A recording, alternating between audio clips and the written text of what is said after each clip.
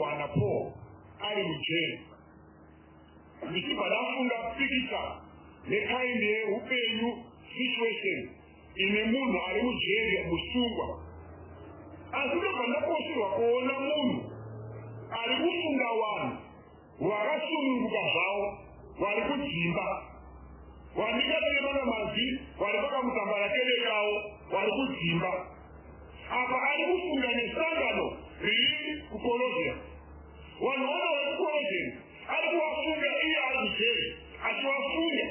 At the same time ndobva ndadzidza kuti Paul haazi ndiye founder wechechi yekukolozia, but mumweni wemunhu wakanenge avhangera kuEfesasi anova ndiyewo kunge mupfumi akasoti atendeuka anotumika kunonesa vhangeri mberi achibva apinda kuvakorose achibva ashumira vanhu vakatendeuka. But Paul muda kuti muone pandiri kushuva ndiri kuti kufamba naJesu, kufamba naJesu, munoone munhu anofamba naJesu kuti ikaidiye munhu. And the father of Paul is just an example yemunhu akafamba naJesu. Paul musungwa ari kufunga nevanhu. Halo chechi yaJesu Kristu, kufungawo nevanhu, ukafamba naJesu unofungawo nevanhu. Ndozvakafika pana Paul kwakuvanyorera tsamba mukumbi ane kompleni yekuti vanhu varowedzere muna Jesu vandakarowedzerawo maaya. Because munekumukunora kwakakana Paul paanoti itaiwo semi. Halo chechi, itaiwo semi kunenge kureva kuti haviraiwo mweya sevandinawo chikonzero pandakaziva Jesu nakafamba naJesu nanasi ndiri maari ende iye ari mandiri. Ndo vanhu vari kufunga vari kudzimba dzavo, vari kurarama mabvudzi avo, vari kurima minda yavo, kuenda kumabasa avo neine zvamunoziva zvese zvinotaura vanhu vakasununguka. Asi musungwa ogwarira vanhu vana. Muchinda uyu ndati haana vandiye kuvafaunda vechechi, but hazina kumubvisa mumwoyo werudo kuti yes, somebody ndiye akatanga chechi iyi, ndine konzeni kuti basa rakatanga riende mberi. Aiwa wewe kuno vanhu vanogodoka kana vasava kusimuka. Vanoda kuridzika kuridzika, kuda kurifotora, kuda kuribhiriza, kuda kuribhiriza bhiriza, iri kungobhiriza bhiriza. Kaiyanawo iri kure naJesu. Kana mukamuzwa kuti Jesu ndinomuziva ari kunyepa. Ndowanoti wanyepi. Kana munachiziva Jesu, ari muna Jesu, Jesu ari maari, nezvaanoita, zvine kujesu Jesu. Halo chechi yaMwari, shungu yemwoyo wangu, shungu yemwoyo wangu. Ndinoshuva kuti mwanangu usimbise ukama hwako naJesu, usimbise ukama hwako naJesu. Iye inonzi intimacy, usimbise ukama naJesu. Ukaverenga John chapter 15 verse 4, handine Jesu garai mandiri ndigarewo mamuri, nekuti kana Jesu gari kana musi mandiri hapana chamunoita. Garai mandiri, garai mamuri, garai mandiri nemi mamuri. Douya, doutora, douya, douya, douya, douya, douya, douya, dimutore. Garai mandiri nemi mandiri. Douya, doutora, douya, douya, douya, douya, douya, douya, domutora. Kana yakora muna Jesu, ukama hwedu huri muna Jesu, iyo ari mandiri. Kana tuwakura kwenauya, tinoenda kumusha. Haleluya. Shukuru Bwana. Kuti mwanangu kusimbise mweya wako, upenyu hwako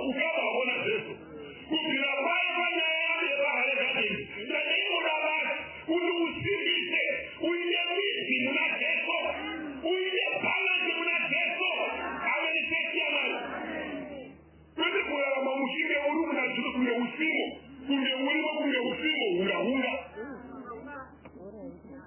Hallelujah. Amen. Sister Jesu Kristo. You are too young enough. I know we are friends. And they will have a banana. They will find an assault. But the one that I'm going to do is Jesu. Because Jesu,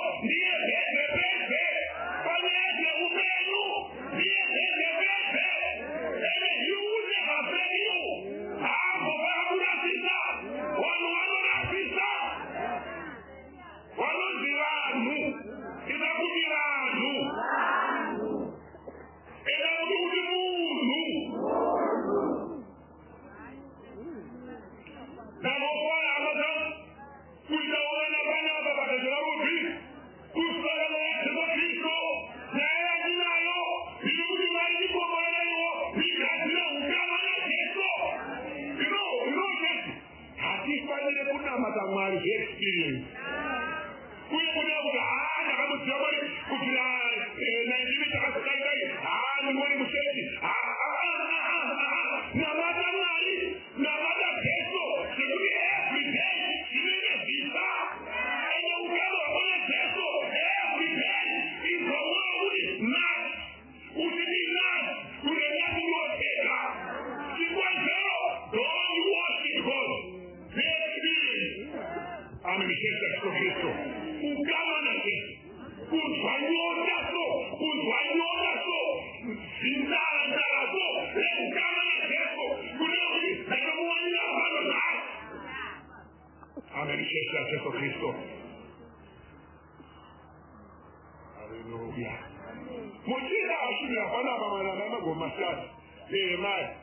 Muchinda wewe anga William Mari wamwana muchinda wewe kuti uri pambaba mambo kupala uri mupala kwakupunya uri mupala kwakufunga vari kumusha kwakuhwanya vari kumusha unenge une humwari asi ndiyo vana muhunando vaine munhu ari muhumwari humwari hwamwari hunokupa hanya.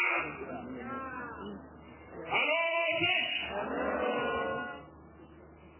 ende izwauzwe apedza kupunya iye kwakunzira mambo zvinozosvidine kwakutara nyaya dzake dai ndaivana vakadai eidai basa kwakadai emuhande basa vakadai zvinotinake indene kumusha mambo akati zvakanaka daro atsvaka nezvidzindo chieni amerisheshama kwakuya mukanzizi pote zvimakomo enda muii wokuda kumusha andinasiya kusavakadaro ndiri mupenyu handisiya havazakuzakadaro ndiri mupenyu tungalala kumusha kogadzira matsinda kana une humwari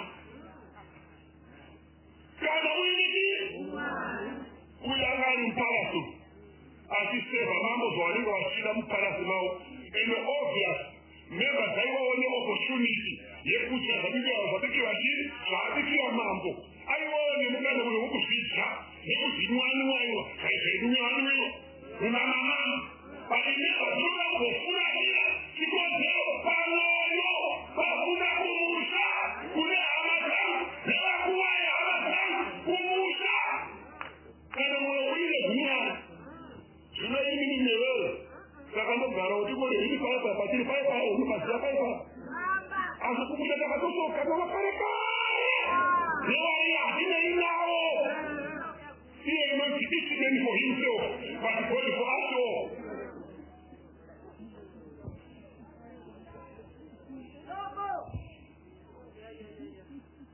Amen. Sheshala kufamba na Yesu benefita indiwe benefita indini Yesu hapana chanoburuza utaona kufamba naye Yesu hapana chinogoda kusiya pana iye utaona kufamba naye anokuta kusikiwa ndiwe ananisheshala anokuta kusikiwa ndiwe paunoizinowa Yesu usipozina shasha inozionera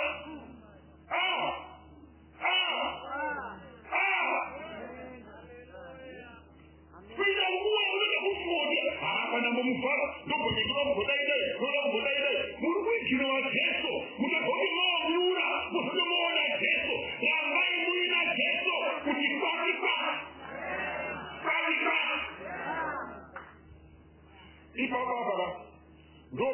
Sunday, maybe it's okay. But I don't go for a little bit closer. Why was better than Chinamira? But you know, for Chinamira, you know, washing the chicken is Papadia. Who will never go back? Who they see me? Who they see Tony? Ah, no, I'm saying enough.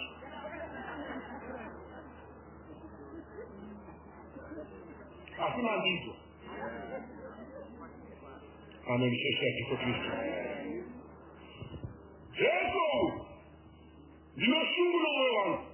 Kainga igona bila ukama na Yesu. Kaiwa igona bila ukama na Yesu. Sikonzero. Wauno wakawa ino wawa walimu genariani. Wana musuwa wana kufundukila ku. Wana musuwa wana kufundukila ku. Sana iwawe. Ene wawa watu. Wali kutishandisha. Inongozi ya dirigente. Kanataka kufikira ni ya dirigente. Wana musuwa wana mila kwa saidi. Wakiti hana haki. Ene yo uneno usipo. Iyo wani namna manzi. Ewada ulio. Ena ina hapa na ilo niwe. Hana hakiki. Saka mune na nikini paa. Asi yo nongozi. Noma pesiani. Noma pesiako. Na ikumia salano. Na ikumia yoya kenya keso. Kudika ukama na keso. Kilokosha ukama na keso. Unosiwa. Ufunisi. Mupase. Kuze mufunisi mupase. Unosala uli mukristo. Ene unoda kukufe uli mukristo. Don't change your life. Amesema wale.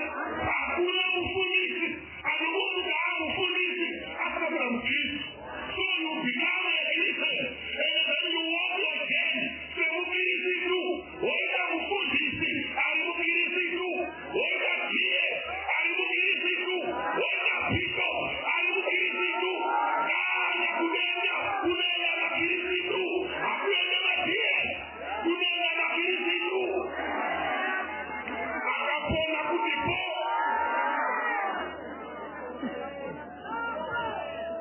Amenifesha wala. Kujina mali. Katika wale wese mufeni. Silvana.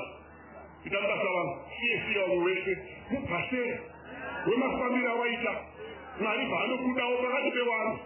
So uremore mupase. Amenifesha wala. Ndimu mupase na wa Yesu. Kuona mali kiremerera. Sekumina bandi wayao.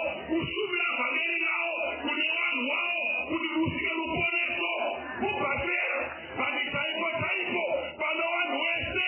Pano pisa msororo. Pati kirisitu. Ukama wakona Yesu. Sakati kutika. Kisa namate ngaji experience. Kisa namate madini sikaro. Kutuona makoma hakuna mata. Ukata sisi DS. Sisi DS. Kama DS kani. Kwa shina mata madini kusuhu DS. Hanga moja. Hanga na damu ya mali. Mayanda kuna ndo resa. Wana trini pisa. Amenikesha mali. Wana umuruga. Wamekanyasha. Kuje kuna muziki. Kuje wane gugu. Kuje wane makata fo. Kuje wane makata civil. Kuje wane makabiru. Kuje kuje No. Trini pisa. Resa la tempo Cristo. Kana baina timoni. Luokuwa kududu mate. Ikamuni kutoa Yesu. Timoni ba. Timoni wa ini. Kufamba na Yesu. Tete. Kufamba na Yesu. Tete. Kufamba na Yesu. Tete. Kufamba na Yesu.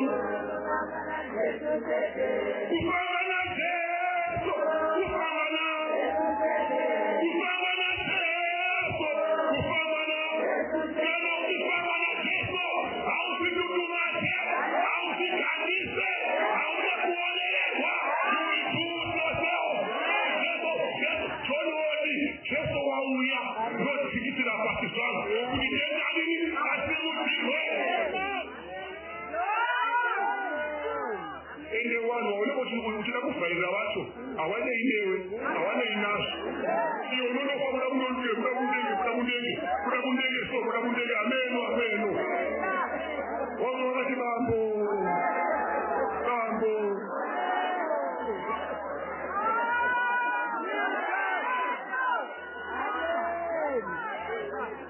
enda zvinonzi tinouya patafura yajesu neruswo kwete neexperience kwete nemaofisi kwete nezvigaro neruswati neruswo kuzvininimisa ndinosvika usu hwangu because I know vandakabvana ameriketa jesu I know dombo vandakamerurwa I know izwi vandakacherwa I know my background I know where I'm coming from handisi mutsvene ndinosvika usu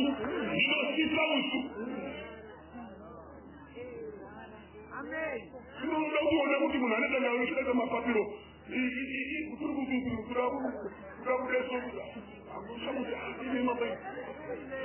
karamba we know you vanozvazvazvazvika havakanaa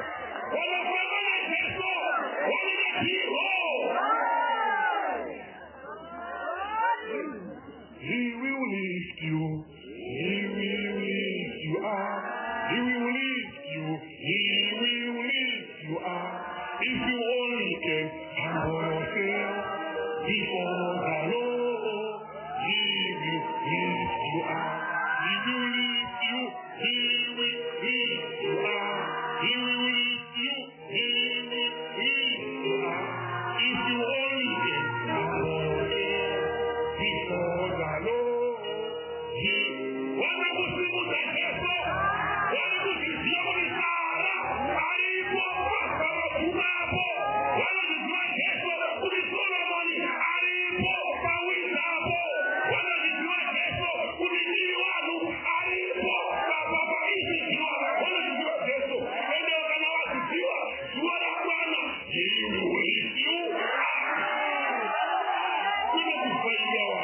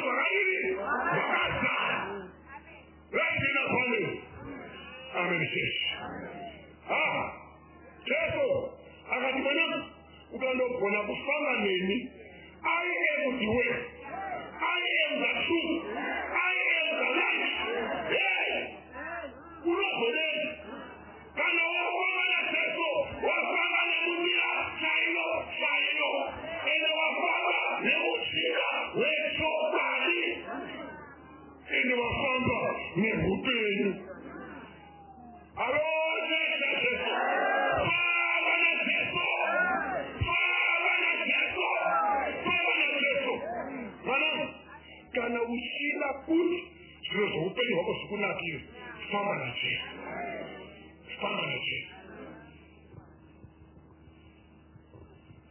Jesu is number one. Jesu is number one. Jesu is number one. He's the number one. He's the number one. He's the number one. Jesu is number one. Jesu is number one. Jesu is number one. Jesu is number one.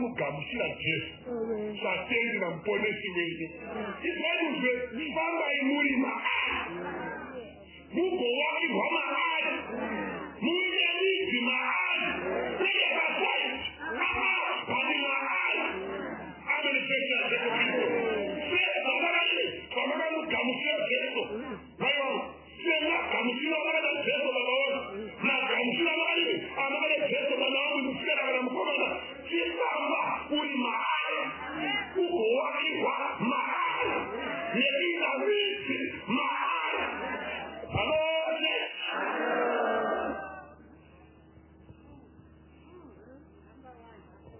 kana waita midzi muna Jesu you are anchored. Come down the come with you will never be moved.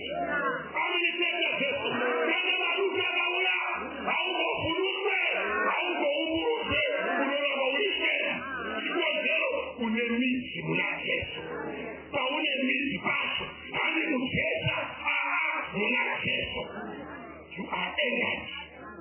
I wish you have you prayed this before you go. Would the Father God anchor me in you, anchor me. Kana maruko also we are anekona anekobodo me, anchor me. You will be anchored. Amen. Kuwakiwamuna Jesu. Kuya kuti wakadziriwa otero. Wakadziriwa a fortress. No one will touch you. You are now more than somebody in God. Because now, wafunda kupinda in God save. Waenda muna Jesu. Kana uri muna Jesu, you become untouchable. Kana uri muna Jesu, you become unstoppable. Kana uri muna Jesu, uwakiwa muna Jesu. Kana zilabo roho, mara kudabudi kuna Jesu. Azikode, chikode, mauli macho. Aubandike.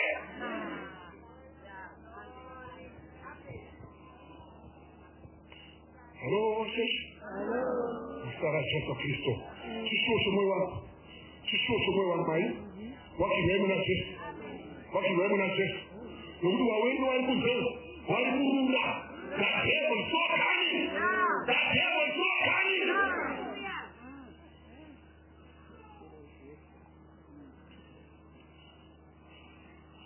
Mwana wangu ukakuzwa.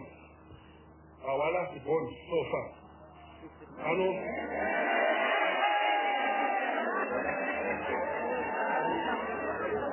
Sasa kuti muri kunisera. You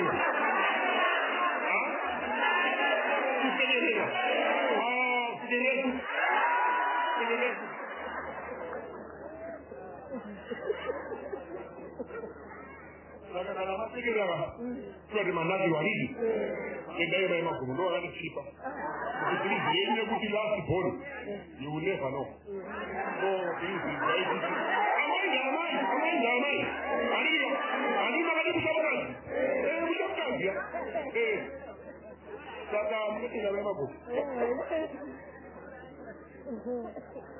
hallelujah.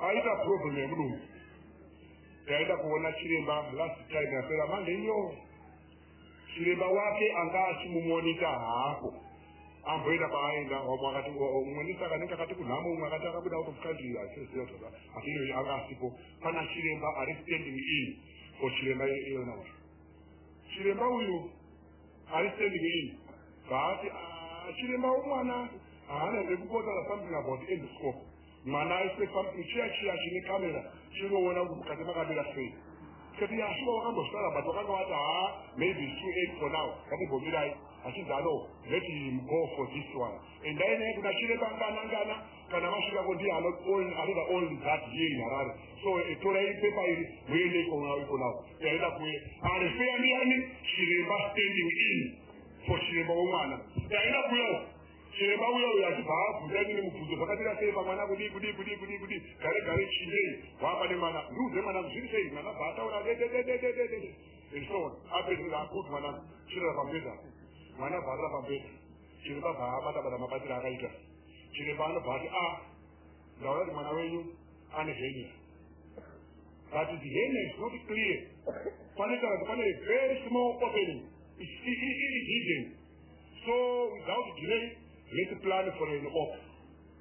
Chiremba uyu akabhadhariseiwa kuvaririka haana kubenga ina time inongana but whatever the case bhadhariseiwa kuvaenda baaita ona maonero aita so nyaya yavo ndeyekuti emergency op pamwana kwakuti dhuu kuti ndizviri zvine mwana aufoni bhatika you can go for this but Chiremba womwana ari kuti pakauya mai ndiye second opinion.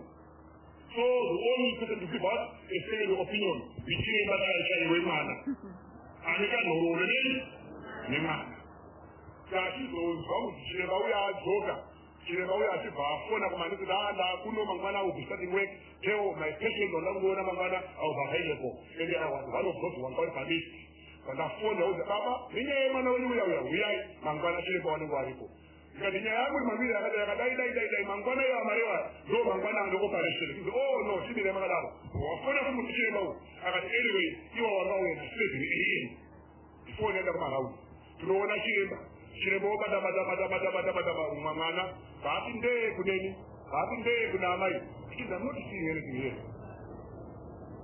handisi kuona pazhenyi hapana so anyway baba endai kuendoscope not for operation. The devil is so cunning. The day that no phone has said kuti Chiremba anozoralini ndakachangobirira handidika ndakandaenda kuona mwe Chiremba zvikorisewa mafriends yawo kuti madiyo mabotsera nhengi akangobatira mwana wangu pai so taenda kuyawo abva handiti I'm not seeing visit face yehenia maybe ngatimbonye paitime baba. But it's up to you, living parents, it's up to you. Maybe you want to go for an op. No problem, you can go for an op. Now let's take a fire. No, that would anyway, before you go, let us pray. Chiremba, Bahati, Kolo, Chitakasia, Sadi Baba Tebo, Atiba, Simka, Baku Namati. Agani Tundra Munamata, Chiremba. I've said about it, amen. Baba, I wish you the best in my one who will never use. It would well. Asi munondo zodubaliwo mastage vamwe acho vanowana mari neoperation fee nefilda. The devil is so cunning. He can tell a doctor who can go and open somebody and he says, quality, sorry, there can be somebody making business out of cutting our flesh. The devil is so cunning. We need Jesus in our life. Because Chiremba, I don't know, Chiremba was saying,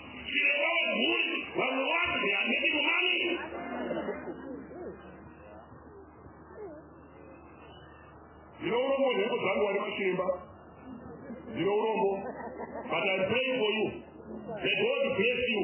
Could the ministry yenu yechokari when you diagnose chirwere chine munhu Mwari ngakupeneko mona vazozopani mutagomwe madhaka kana munhu ofa ngaapene nguva yake nezva raJesu Kristu nezva raJesu Kristu. I know there are those who are honest, who are so serious, and that they go pray like this, they will never do anything from where before they pray. Who know what I was sure whatever? I mean, it's right. Who do you want to do? I mean, church. Mugumisira. Now, not your money. Let me ask you a poor. I had to put you in the wakibva imaari itaimidzi maari famba imaari toenda kuna John chapter 3 verse 16 chikanzi Mwari wakadai nyika nekudaro wakaipa mwanakomana wavo umwe chete Jesu Kristu. Mwari waine pfungwa yekuti ani kana ani anenge anozvitora upenyu hwake muna maari haazofi asi achawane upenyu husingaperi. Amen. Eating the gospel according to the result. Hakuna Jesu asili, John asili, hazina Jesu. Ani kana ani hazofi. Kana hazofi Jesu. Ali mahali. Hello, church. Hello, church. You know what came to my mind? The gospel is true. My dear friend, you need Jesus. I need Jesus because there was mahali Jesu. Mahali Jesu, I am a prophet. Mahali Jesu, Mahali Jesu, I am in the Holy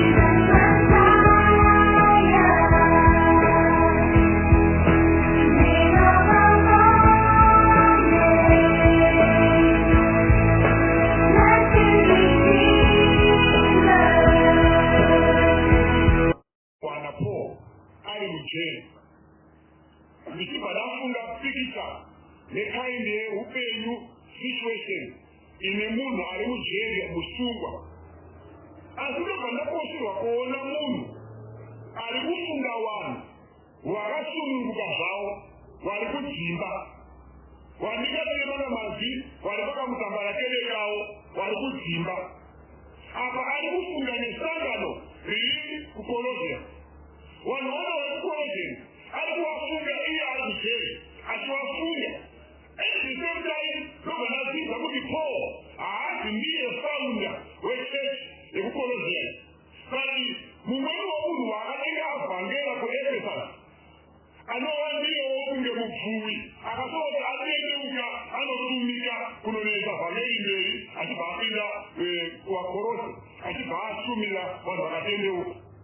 But the Paul, whatever the morning by the Usually, who stronger than Jesus. Ustava na Jesu. Mungu mungu anostava na Jesu. Kuniitani ndiye Mungu. And the father of Paul is just an example. Ndiye Mungu anostava na Jesu. Paul kushungwa. Alikushinda ni wangu. Halo, Yesu Kristo. Kushunga wale wangu. Unafava na Jesu. Unafunga wale wangu. Ndio tunasema na Paul. Watu waliona samba. Mkumbi aneko mbele kuti wanhu varowedzere muna Jesu vanakarovedzerawo maari ikozi mune kumugunora kwakakana Paul paanoti itaiwo semi. Halo Jesu, itaiwo semi kureva kureva kuti havinaiwo mweya sewandinawo chikonzero pandakaziva Jesu nakafamba naJesu namnasi ndiri maari ende iye ari mandiri. Ndo vanhu vari kufungawo vari kudzimba dzavo vari kurarama bvudzi avo vari kurima minda yavo kuenda mabasa avo neine zvamunoziva zvese zvinotaura vanhu vakasununguka asi musungwa ogwarira vanhu vana muchindaurinati haana vandiye kuvafaunda vechechi but hazvina kumubvisa mumwoyo werudo kuti yes somebody ndiye akatanga chechire ndine konzeri kuti basa rakatanga riende mberi. Are you aware of who no one who godoka kana